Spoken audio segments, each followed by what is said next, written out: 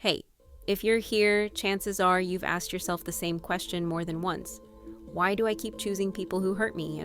Or maybe it's, why do I fall for the same kind of person over and over and it never ends well? If that's you, I want to talk to you today. Not as someone with all the answers, but someone who sees the pattern and knows it can end. There's a deep ache behind that question, a feeling of being stuck, confused, maybe even ashamed. Like, what's wrong with me that I keep ending up here? But that question, it's not the whole story, because it assumes you're broken, and you're not. You're responding to patterns your nervous system learned a long time ago. Let's slow down and unpack it together. We often think healing starts when we meet the right person, but real healing begins when we stop blaming the wrong people. Because this pattern, this ache, this loop, it didn't begin with them.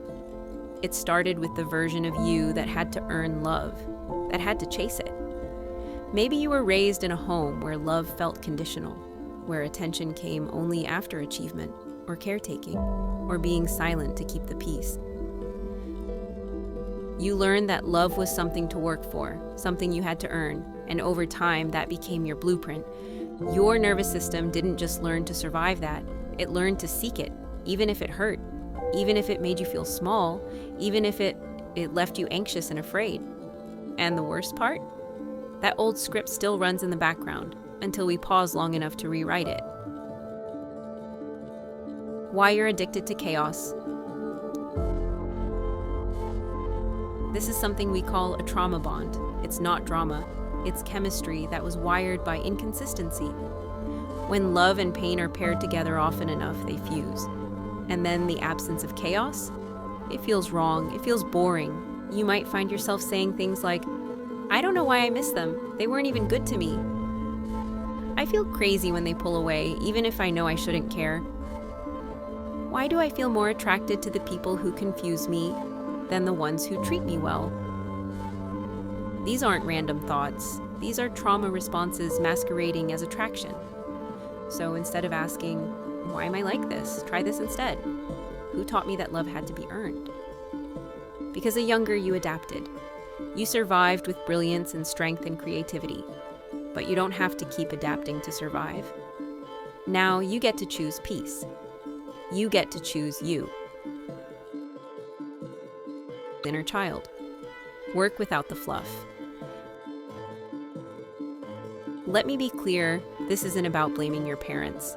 This is about freeing yourself from outdated scripts. Inner child work isn't about crying in a corner. It's about noticing when the 8-year-old in you picks your partners. It's about noticing when your reactions feel bigger than the moment because a younger part of you feels unsafe.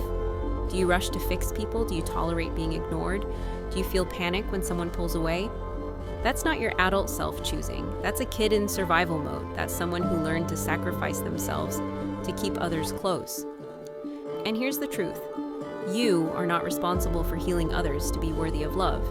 Your value is not in how much you tolerate. This work asks you to reparent that inner child, to let them know you don't have to prove anything anymore. You are safe now. You are allowed to stop performing. Why healthy love feels off? Here's the truth nobody tells you. Healing isn't a high, it's a detox. When you're used to adrenaline relationships, people who ghost, love bomb, or always keep you guessing, someone who's safe feels dull. But that dullness, it's your nervous system resting for the first time. It's the absence of danger. It's peace. And peace takes practice. It's like stepping out of a loud, chaotic nightclub and into a quiet library. At first, it feels weird, wrong, office. But eventually, your system recalibrates, and that calm becomes something you crave. But to get there, you have to allow yourself to sit with the discomfort of stillness, of not being pursued, of not chasing, of simply being. Peace doesn't perform for you. It invites you to rest. What to do now? So here's where you start. Name the pattern. Forgive the version of you that created it. Practice new responses, especially when it feels unnatural. You're not broken, you're just healing from being trained to suffer. And that healing might just begin with saying, I deserve better, and I don't need pain to prove it. Start by choosing the uncomfortable, quiet safety of peace.